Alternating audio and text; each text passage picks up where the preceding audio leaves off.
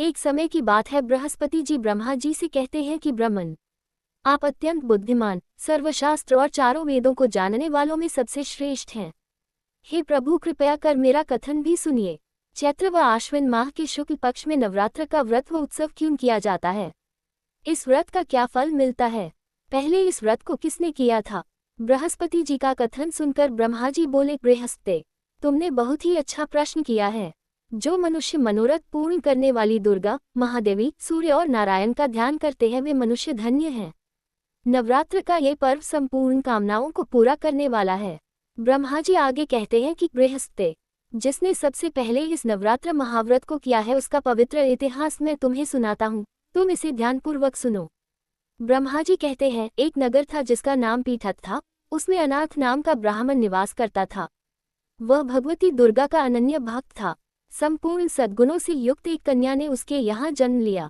मानो ब्रह्मा की सबसे पहली रचना हो वह, उसका नाम सुमति रखा गया।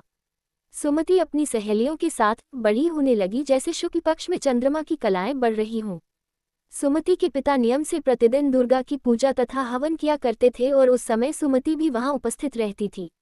एक दिन सुमति अपनी सहेलियों के साथ खेल में मग्न हो गई और भगवती के पूजन में शामिल नहीं हुई।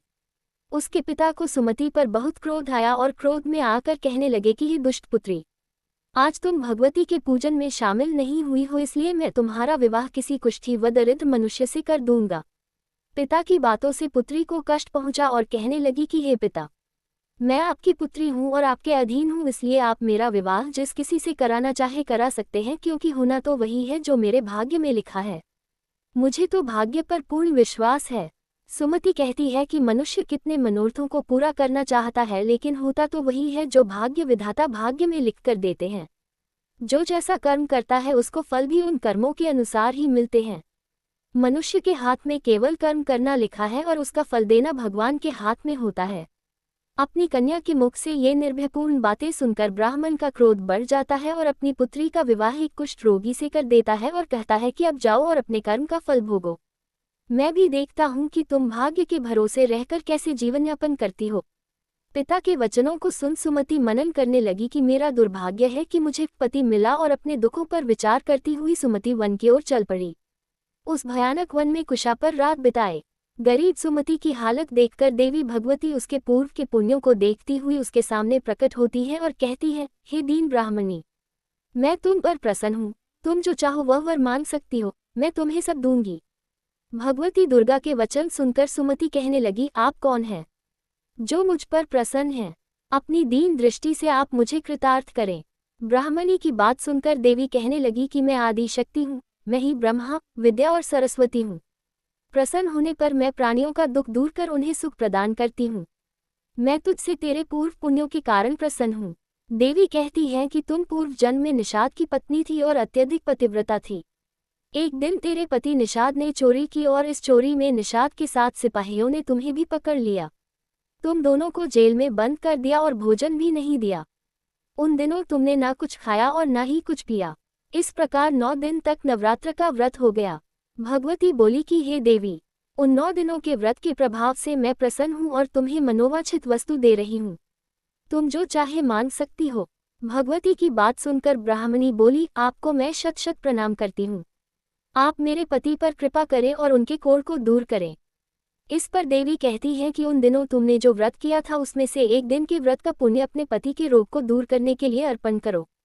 मेरे प्रभाव से तेरा पति सोने के शरीर वाला हो जाएगा। ब्रह्मा जी बोले। इस प्रकार देवी का वचन सुन वह ब्राह्मणी बहुत खुश हुई और पति को निरोगी देखने की इच्छा से ठीक है बोली। उसके पति का शरीर भगवती देवी की कृपा से ठीक होकर सोने की कांति सा हो गया, मानो उसकी कांति के समक्ष चंद्रमा की कांति भी फीकी पड़ गई हो। पति की मनोहर देह को देखकर ब्राह्मणी देवी को अति पराक्रम वाली समझकर स्तुति करने लगी कि हे दुर्गे, आप दुखों को दूर करने वाली, तीनों लोकों के कष्ट हरने वाली, दुखों का निवारण करने वाली, रोगी को निरोगी करने वाली, प्रसन्न होने पर मनवांछित फल देने वाली और दुष्ट मनुष्यों का नाश करने वाली हो। तुम ही सारे जगत की माता व पिता हो। हे अम्बे माँ, मेरे पिता ने क्रोध में मेरा विवाह एक कुष्ठी के साथ करके घर से निकाल दिया है। पिता की निकाली हुई बेटी को आपने सहारा दिया है। ब्राह्मणी कहती है कि हे देवी, दुखों के इस सागर से आपने मुझे बाहर निकाला है। हे देवी, मैं आपको बारंबार प्रणाम करती हूँ। ब्रह्मा जी बोले, हे बृहस्पति। उस सुमति ने मन से देवी की बहुत स्तुति की और उसकी की हुई स्तुति से देवी को बहुत संतोष हुआ।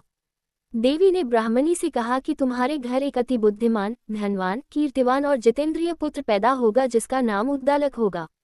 देवी ब्राह्मणी से कहने लगी, हे ब्राह्मणी, तेरी कोई और इच्छा हो तो वह मांग सकती हो। ब्राह्मणी कहती है कि हे माँ, आप अगर मुझसे प्रसन्न हैं तो आप मुझे नवरात्र करने की विधि सविस्तार बताएं। ब्राह्मणी के वचन सुनकर देवी कहती है कि मैं तुम्हें संपूर्ण नाशों को दूर करने वाले नवरात्र व्रत की विधि बताती हूँ। देवी कहती है कि इसे ध्यानपूर्वक सुनो। आश्विन माह के शुक्ल पक्ष की प्रतिपदा से लेकर 9 दिन तक विधिपूर्वक व्रत करें। यदि दिन भर व्रत नहीं कर सकते तो एक समय का भोजन करें। ब्राह्मणों से पूछकर घट स्थापन करें और वाटिका बनाकर उसको प्रतिदिन जल से सींचें। महाकाली, महालक्ष्मी और महासरस्वती की मूर्तियां बनाकर उनकी नित्य प्रति विधि विधान से पूजा अर्चना करें। पुष्पों से अर्घ्य दे और बिजौरा के पुष्प से अर्घ्य देने पर रूप की प्राप्ति होती है। जायफल से कीर्ति, दाक से कार्य की सिद्धि होती है। आंवले से सुख व केले से भूषण की प्राप्ति होती है।